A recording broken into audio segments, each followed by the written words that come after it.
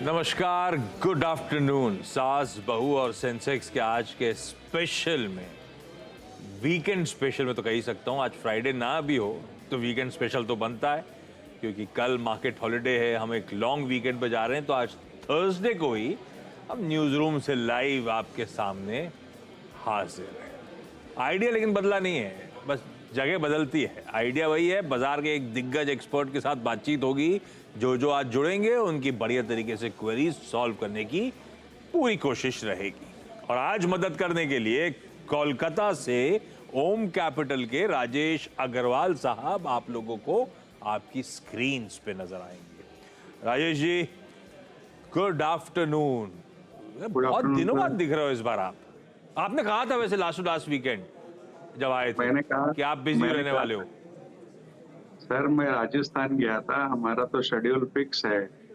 होली के 8 दिन पहले और दिवाली के 8 दिन बाद राजस्थान गया था।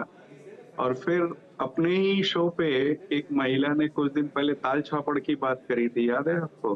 हाँ हाँ जहाँ हाँ ब्लैक, हाँ हाँ, तो मैं वहां भी चला गया फिर, हाँ राजस्थान जब था। हाँ तो it's a very beautiful place, I would say. 720 एकड़ में फैला हुआ वो सेंचुरी है। हाँ।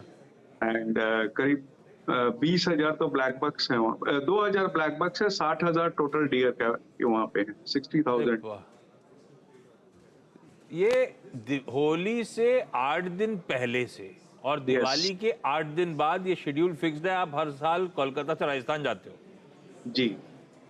ओके, चलो वेलकम बैक। फिर कैसा रहा आपका ये 8 दिन? बढ़िया था सर। लो, आपको बढ़िया था, हम सल्व कर रहे थे, हम आपको मिस कर रहे थे। खैर, राजेश से बातचीत आगे कंटिन्यू करूंगा, आप लोग की क्वेरी सॉल्व करूंगा, लेकिन पहले स्क्रीन पे रीच आउट करने के तरह तरह के तरीके थोड़ा जल्दी चलेंगे, क्योंकि आगे राजेश जी से बात चाहिए। राजेश जी जुड़े हैं तो अपन थोड़ी सी इधर उधर की चर्चाएं करेंगे इनके साथ, लेकिन पहले स्क्रीन पे वो अलग अलग रीच आउट करने के मीन्स, एक्स का यानी कि ट्विटर का, इंस्टाग्राम का और थ्रेड का आईडी, और साथ साथ सीएनबीसी आवाज का व्हाट्सएप नंबर भी स्क्रीन पर आ जाएगा। जैसे कन्वीनियंट हो वैसे आप लोग रीच आउट करिए। उसके बाद अब डायरेक्टर साहब मार्केट रख दीजिए स्क्रीन पे। बढ़िया है भाई साहब, आज थर्सडे का, आज है मंथली एक्सपायरी का दिन। आज वो दिन था जब ग्लोबल संकेत भी बढ़िया थे। आज हमारा हैंडओवर था यूएस से आधे से 1.25% के कल उछाल के साथ। यूएस 2-3 दिन से ठंडा पड़ा हुआ था, बहुत बढ़िया मूव्स आए, दिन के हाईस पे जाके यूएस मार्केट्स कल बंद होते हुए नजर आए थे। हालांकि आज सुबह समीकरण ठंडे थे पूरे एशिया के, इवन हमारे गिफ्ट निफ्टी के, पर आज निकल पड़ने का शायद दिन था। तो आपको याद होगा हम ऊपर अटक रहे थे 22,150, 22,200 के जोन्स पे, क्योंकि वहां पे इंपॉर्टेंट एवरेजेस भी बैठे हुए थे, और 22,200 पे तो सबसे तगड़ा कॉल राइटर्स का जोन भी था। पर आज आसानी से, बड़े आराम से उस लंबे अरसे से चले आ रहे उस दायरे को हमने पार कर दिया। दूसरी अड़चन थी 22,300 के आसपास की, जो फिर से एक तगड़ा राइटर्स का जोन था, जिसके भी कंफर्टेबली ऊपर 350 के लेवल्स के आसपास काफी देर से कंसोलिडेट होते हुए भारतीय बाजार। तो बहुत बढ़िया मूव एंजॉय करते हुए। हाँ, ये सच है कि आज लार्जली लार्ज कैप्स का ऐसा लग रहा है ज्यादा दिन है। कोई मिड कैप इंडेक्स स्क्रीन पे जरूर आएगा, लेकिन वो 0.5% है ऊपर, पर बुरा नहीं है। मिड कैप इंडेक्स से बेहतर है एक आगे स्टेप ले लीजिए, ब्रेथ दिखाइए स्क्रीन पे, तो 5:2 एडवांसेस के फेवर में ब्रेथ नजर आएगी। 2 गिर रहे हैं तो 5 मजबूती के साथ खड़े हुए हैं, तो यानी कि अक्रॉस द बोर्ड स्क्रीन आज बेहतर ही आपको नजर आएगी। लार्ज कैप्स में जो मेन कंट्रीब्यूटर्स हैं वो निफ्टी की कंट्रीब्यूशन प्लेट स्क्रीन पर आ जाएगी। कल अगर बैंक सेकेंड हाफ में चैनलाइज हुआ था मूव, तो आज एक्सटेंड हो रहा है। आईसीआईसीआई बैंक, एचडीएफसी बैंक बढ़िया कर रहे हैं, उधर इन्फी टीसीएस बढ़िया कर रहे हैं, कोई लास्ट मिनट टूब्रो, कोई बजाज फाइनेंस साथ में मदद कर रहे हैं। बढ़िया हैवी वेट्स हैं ये, जो इस समय आपको अच्छे मूव्स दिखाते हुए नजर आएंगे। लेकिन चलिए सवाल जवाब का सिलसिला, उसकी तरफ बढ़ रहा हूं मैं। अहमदाबाद, गुरुग्राम और हैदराबाद जाना है, और सब आपको आपकी स्क्रीन पे रेडी नजर आएंगे। सबसे पहले अहमदाबाद से Daksha Soni ma'am. Daksha ma'am hi, good afternoon. Daksha ma'am, क्या करते हो अहमदाबाद में आप?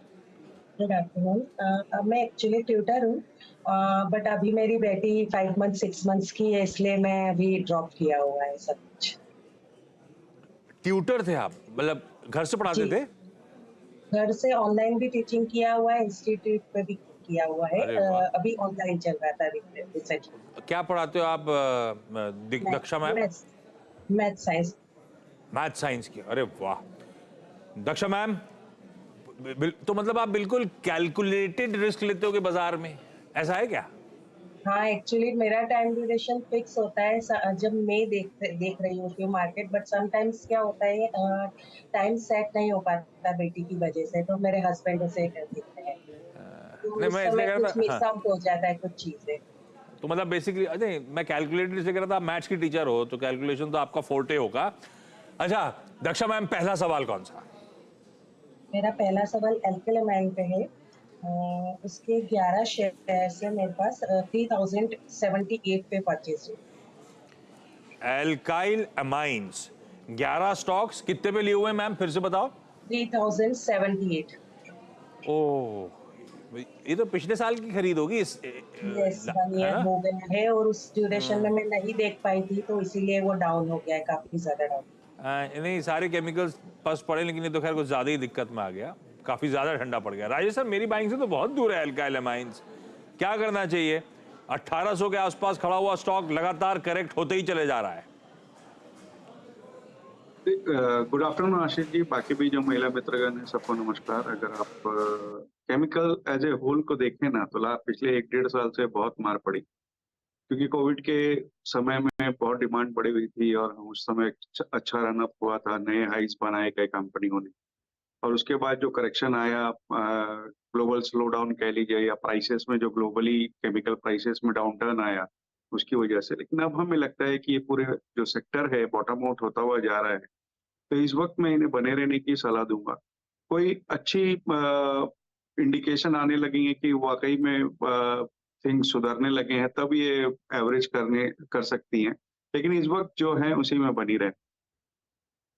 सेक्टर बॉटम आउट होता चले जा रहा है, यानी कि क्योंकि कई क्वेरीज आ रही है राजेश सर केमिकल स्पेस में, सब लोग फंसे हैं ऊपर के स्तरों पे, वाकई अच्छी खासी पिटाई और ज्यादातर सब कंसोलिडेट कर रहे हैं, यानी कि अट्रैक्टिव लेवल्स हो सकते हैं अगर मेरा नजरिया लंबी अवधि का है, सिलेक्टिवली केमिकल्स में एंट्री करने का समय है, ऐसा भी मानूं क्या इसको?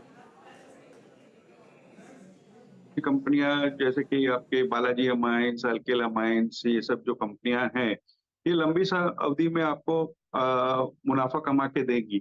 लेकिन इस वक्त क्योंकि कंसोलिडेशन फेज में चल रही हैं, तो कई बार क्या होता है ना कि इन्वेस्टर को ऐसा लगता है कि दूसरे स्टॉक बहुत अच्छा चल रहे हैं, मेरा नहीं चल रहा है, तो एक तरीके से फ्रस्ट्रेशन होने लगती है। लेकिन अब चूंकि ये ऑलरेडी ऊंचे के भाव में ली हुई है, तो मैं समझता हूँ कि अब जब इतना लंबा समय इन्होंने गुजार दिया है, तो अब निकलने का वक्त है नहीं, अब तो बने रहना ही चाहिए। गुरुग्राम से शालिनी जी स्क्रीन पे। Shalini ma'am, good afternoon. Shalini ma'am, आपको कितना टाइम होगा स्टॉक मार्केट में? सर मुझे हो गया 1.5 साल। 1.5 साल हो गए। शालिनी मैम, पहली क्वेरी कौन सी आपकी है? सर मेरा पहली क्वेरी है VCL, जिसकी बाइंग प्राइस है 2.60 और VC, क्वांटिटी है 13 कौन सा स्टॉक बोला आपने? VCL VCL। जी। VCL क्या हुआ? ये वैक्सटेक्स कॉटफैब लिमिटेड। हाँ जी, हाँ जी, हाँ जी। अरे बाप रे, ये तो हमारे पास स्टॉक भी नहीं है। ये कहाँ से आइडिया आया लेने का? सर स्टार्टिंग था तब से, बस ऐसे ही, पता नहीं था, ज्यादा नॉलेज नहीं थी, बस उस वजह से पड़ा हुआ है। 2 रुपए 60 पैसे वाला आज खड़ा है 1 रुपए पे, ये वही है ना? जी जी जी जी। अरे बाप रे। अच्छा, नहीं नॉलेज नहीं थी, ठीक था, लेकिन ये आइडिया ये दिखा कहाँ से स्टॉक वैक्स? मैंने तो पहली बार सुना आपके मुंह से, तब मैंने ढूंढा ये आइडिया आया कहाँ से था, ये स्टॉक कहाँ से आया था? ऐसे ही कहीं से मिल गया? ऐसे ही तो कहीं से मिल गया है, तो उस टाइम पे पता नहीं था। हाँ, नहीं ठीक है। राजेश सर, क्या करा जाए यार, 2 रुपए आप, आई एम श्योर आप ट्रैक भी नहीं करते होगे, लेकिन आने से पहले देखा क्या आपने? 2 रुपए 60 पैसे वाला 1 रुपए पे चल रहा है। सही कहा आपने आशीष जी, जिस तरीके से आपने कहा ना कि आपने नाम भी नहीं सुना था, वैसे ही मैंने भी नाम भी नहीं सुना था। लेकिन जब थोड़ा टटोला तो देखा कि मार्केट कैप कुल 5 करोड़ की है। दिसंबर क्वार्टर में रेवेन्यू 2 करोड़ का और लॉस 8 करोड़ का है। शूटिंग शर्टिंग फैब्रिक्स बनाती हुई ये कंपनी, आप ये ऐसे समझो कि जब 5 रुपए का भाव था, तब इस कंपनी ने स्टॉक स्प्लिट अनाउंस किया। स्टॉक स्प्लिट जनरली क्या होता है कि जब बहुत ज्यादा महंगे हो जाते हैं स्टॉक तब कंपनियां अनाउंस करती है, और 5 रुपए में इस कंपनी ने स्टॉक स्प्लिट अनाउंस किया। सीधा साधा मुझे लगता है कि ऐसे ये स्टॉक जो है पोर्टफोलियो में रखने लायक बिल्कुल भी नहीं है। आपको जो भी पैसे मिल रहे हैं वही बेच के आप निकल जाएं तो बेहतर होगा। निकलिए मैम, अगर 1 रुपये भी बच रहा है, 13,500 शेयर हैं, जो भी पैसा 13,500 रुपये आ रहा है लेके एग्जिट ही करना शायद अकलमंदी होगी। इसमें रुकने का कोई ज्यादा फायदा दिख नहीं रहा है, औचित्य भी दिख नहीं रहा है। हैदराबाद से मंजुला जी स्क्रीन पे। Manjula ma'am, hi, good afternoon. Manjula ma'am, आपकी पहली क्वेरी। मेरी पहले इंक्वायरी है, मैंने प्लाजा वायर्स लिमिटेड लिया है, 134 पर लिया था। मैंने 500 क्वांटिटी में लिया है। अभी ये बार बार नीचे आते ही रह रहे हैं। फोन लाइन पे जुड़े हो आप, साक्षात दिख नहीं रहे मुझे। हाँ, मेरा थोड़ा यहाँ पर पावर का इश्यू चल। अरे कोई नहीं। प्लाजा वायर्स, आपकी खरीद का भाव है 134, 83 पे आ गया है। वाकई करेक्ट हुआ है तगड़ा, और बिल्कुल पीक पे ले लिया ऐसा लग रहा है मंजुला मैम ने। राजेश सर, क्या करा जाए भाई? प्लाजा वायर्स 60 रुपए, सॉरी 50 रुपए, 51 रुपए का नुकसान हो रहा है। देखिए, हालिया की लिस्टिंग है, आईपीओ को बहुत जबरदस्त रिस्पांस मिला था। 54 रुपए का इशू प्राइस था और 10 दिनों तक लगातार अपर सर्किट पे रहा था। हाई 173 का बना के आया। लेकिन अगर आप देखो तो कंपनी का कामकाज बहुत छोटा है जब आप इसे दूसरी पीयर ग्रुप से कंपेयर करते हो। लेकिन डिमांड केबल वगैरह की बढ़ने वाली है, जिस तरीके से रियल एस्टेट वगैरह में बूम है, तो थोड़ी सी उम्मीद बनती है कि ये स्टॉक 100 रुपए तक जा सकता है। उसके ऊपर जाता हुआ तो हमें इस वक्त दिखता नहीं है, नंबर्स वगैरह को देखते हुए। तीसरी तिमाही में भी अगर देखेंगे तो रेवेन्यू 50 करोड़ का था और बॉटम लाइन 1 करोड़ से भी कम की थी। तो फंडामेंटली उतना कोई साउंड स्टॉक है नहीं। 100 रुपए के आसपास आता है तो मैं समझता हूँ वहां पर एक बार लॉस बुक करना पड़ेगा। बाउंस आए तो एग्जिट लीजिएगा, ज्यादा लक को यहाँ पे टेस्ट और राइड ना करें तो बेहतर। दक्षा मैम, अगला सवाल। Next IEX। हाँ, IEX इंडिया एनर्जी एक्सचेंज लिया हुआ है मैम। या 167.05 की परचेज प्राइस है और 231 शेयर्स है। और ये तो बहुत लोगों का, ये रिटेल के पास ही रह गया राजेश सर, सबके पास, और अब चल के नहीं दे रहा है। बाजार कहाँ है, और ये नीचे के भाव से ज्यादा रिकवरी दिखाई नहीं पा रहा। दिखाता है तो फिर सेलिंग का प्रेशर आ जाता है। अब इसके समीकरण कुछ कंपटीशन वगैरह के बदलने वाले हैं, उसकी नर्वसनेस हो सकती है। लेकिन हम लोग करें क्या? रुकें, होप्स हैं, या निकलें? देखिए, पावर की जिस तरीके से डिमांड हमारे देश में है उसको देखते हुए लगता है ये कंपनी जो बेसिकली पावर एक्सचेंज का काम करती है, एनर्जी एक्सचेंज का, और बहुत सारे अच्छे प्रोडक्ट्स हैं इनके फ्यूचर में, उनके लॉन्ग फ्यूचर्स भी देती है। इन सब चीजों के मद्देनजर मुझे लगता है कि इस भाव में इसमें खोने के लिए कुछ नहीं है। 134 रुपए के आसपास एक तो 30 से 35 के बीच में कोई चाहे तो नहीं खरीदारी भी कर सकता है, क्योंकि जो भी वो सरकारी खबरें आई थी डीकपलिंग वगैरह की, वो ऑलरेडी डिस्काउंटेड है इसमें, और यहाँ से डाउनसाइड बहुत लिमिटेड है। तो मैं समझता हूँ कि इस वक्त इन्हें बने रहना चाहिए, और अगर ये चाहे तो और ऐड भी कर सकती है। चाहे तो और ऐड भी कर सकते हैं। इस लेवल्स पे रिस्क रिवॉर्ड फेवरेबल है, बहुत ज्यादा खोने के लिए नहीं है। तो कंफर्टिंग वर्ड्स हैं भाई IEX के लिए। होल्ड कर लीजिए मैम। शालिनी मैम, अगला सवाल। सर नेक्स्ट क्वेश्चन, एमटाटेक क्वांटिटी 50, बाइंग प्राइस से 2080। नहीं, एमटार टेक्नोलॉजी शायद आपने बोला। 50 एमटार स्टॉक, टेक्नोलॉजी, हाँ, 2080 के। यस जी। राजेश सर, ये पढ़ने लिखने में तो अच्छी लगती है कंपनी भाई। Clean energy, defence, aerospace, Bloom energy के साथ बड़ा ग्राहक, इसके लिए वो सब कुछ ठीक। स्टॉक तो उल्टा गिर ही चले जा रहा है, गिर ही चले जा रहा है। क्या करना है इसमें? इसके नतीजे भी एक्चुअली सरप्राइजिंगली बहुत खराब आ गए थे लास्ट क्वार्टर के। देखिए, लास्ट क्वार्टर वाकई अपने सही कहा कि नतीजे खराब आए थे कुछ ऑपरेटिंग एक्सपेंसेस वगैरह को लेकर के। लेकिन जिस तरीके के ऑर्डर बुक है, 1180 करोड़ के आसपास की ऑर्डर बुक है, और 500 करोड़ के ऑर्डर पाइपलाइन में है, और क्लीन एनर्जी, डिफेंस, एरोस्पेस में काम करती हुई कंपनी, मुझे लगता है लंबी अवधि में ठीक ठाक रिटर्न दे देगी। इसमें बने रहने की सलाह रहेगी, खास करके इस बात के मद्देनजर कि ऑर्डर बुक बहुत अच्छी। तो अगर फर्दर डिप्लॉयमेंट करके औसत भाव को नीचे ले आए तो करना चाहिए लेवल्स पे, एवरेज करना चाहिए, या नहीं करने वाला स्टॉक है? इस वक्त एवरेज नहीं करना चाहिए, मैं समझता हूँ, क्योंकि जिस तरीके की रनअप स्टॉक ने, सारे ही डिफेंस वगैरह के स्टॉक ने पिछले दिनों दिखाई थी, उसके बाद लगता है कि एक कंसोलिडेशन का लंबा फेज चलने वाला है, तो इस वक्त नई एडिशन नहीं करनी चाहिए। और वीक है, एक्चुअली वीक है अभी तो। आज दिन के हाइस पे खुला था बाजार के मूड के साथ, और देखिए कहाँ जा रहा है, एकदम सारा ठंडा होता चले जा रहा है, ये टिक नहीं पा रहा ऊपरी स्तरों पर। तो एवरेज तो नहीं करना है, लेकिन होल्ड करेंगे मैम। इस तरह इसकी जो बिजनेस है, इसकी जो ऑर्डर बुक है, उसको देखकर अभी भी होप्स जागी हुई हैं, शायद बढ़िया भाव आगे चलते हुए मिलें। मंजुला मैम, हमारा अगला सवाल। मेरा नेक्स्ट वाला कॉफी डे एंटरप्राइजेस, मैंने इसका 1000 स्टॉक्स लिया है, 63.25 में लिया है। मैं इसको होल्ड रखूं या सेल कर दूं? और ये क्यों लिया था, कोई रीजन था या ऐसे ही? बस ऐसे ही लिया था टीवी में देखकर आपके क्योंकि हाँ, चैनल ये पर। हमारे चैनल पे किसी ने बोला था कि कॉफी डे एंटरप्राइजेस? नहीं, किसी ने नहीं बोला था, लेकिन बस मैंने देखा था। देखा था, क्योंकि कॉफी डे एंटरप्राइजेस के अपने चैलेंजेस चले जा रहे हैं। ठीक है, 63 की खरीद राजेश सर, 50 पे खड़ा हुआ है, 12-13 रुपए का नुकसान चल रहा है। कॉफी डे में क्या करा जाए? देखिए, कॉफी के बिजनेस में ये कंपनी है, लेकिन लीगल इश्यूज बहुत है। प्रमोटर होल्डिंग सिर्फ 9% के आसपास है, उसकी भी 25-26% होल्डिंग इन्होंने प्लेज कर रखी है। फंडामेंट्स उतने कोई स्ट्रांग है ही नहीं, तो मैं समझता हूँ उछाल पे इन्हें निकलने की सलाह दी जा सकती है। तो कोई भी उछाला है 52-53 रुपए तक, तो एक बार निकल जाए बाउंस में, और ज्यादा भी एक्सपेक्ट ना करें। 52-53 पे भी आ रहा हो तो निकलने के मौके ढूंढिएगा मैम इस स्टॉक से। चलिए, इस नोट पर Daksha ma'am, Shalini ma'am, Manjula ma'am, thank you so much जुड़ने के लिए, CNBC आवाज पे आने के लिए, अपनी क्वेरीज इस प्लेटफॉर्म पे पूछने के लिए। एक ब्रेक ले रहा हूँ, राजेश सर कंटिन्यू करें। वो जानते हैं क्यों, और आई एम श्योर आप सब भी जानते हैं क्यों। तो ब्रेक के उस पार राजेश सर से कुछ हट के चर्चा।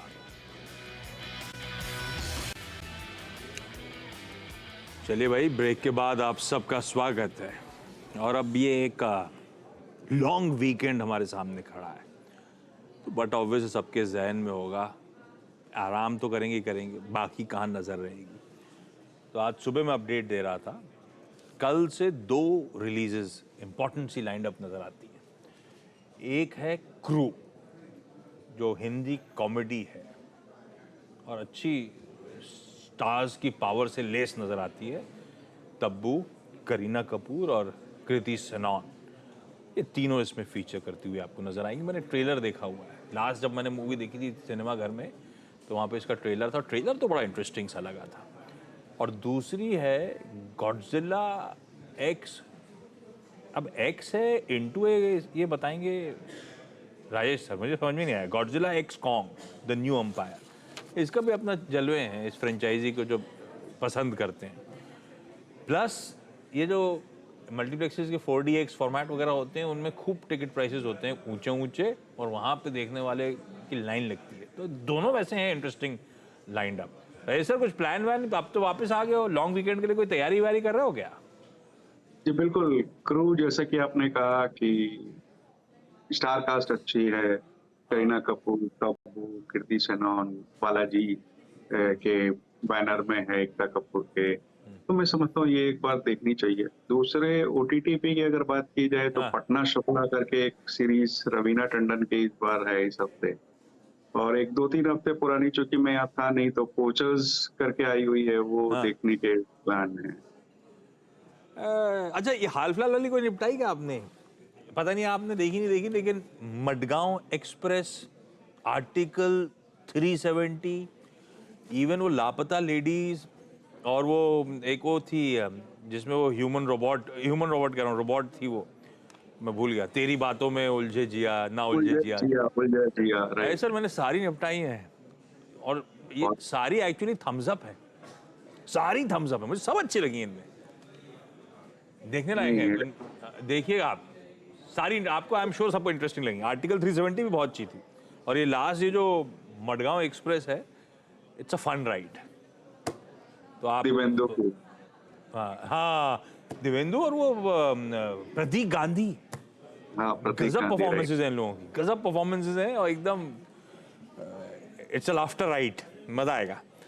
चलिए राजेश सर, अब आप अगली बार मिलेंगे तो आपसे रिव्यूज दूंगा। इस बार पता था मुझे आपने कुछ ज्यादा देखा नहीं है, अगली बार रिव्यूज की तैयारी कर लीजिएगा आप। इस नोट पर आज के शो सास, बहू और सेंसेक्स वीकेंड स्पेशल में इतना ही। अब आप लोगों से मंडे को 12:27 पे फिर मुलाकात करेंगे। नमस्कार।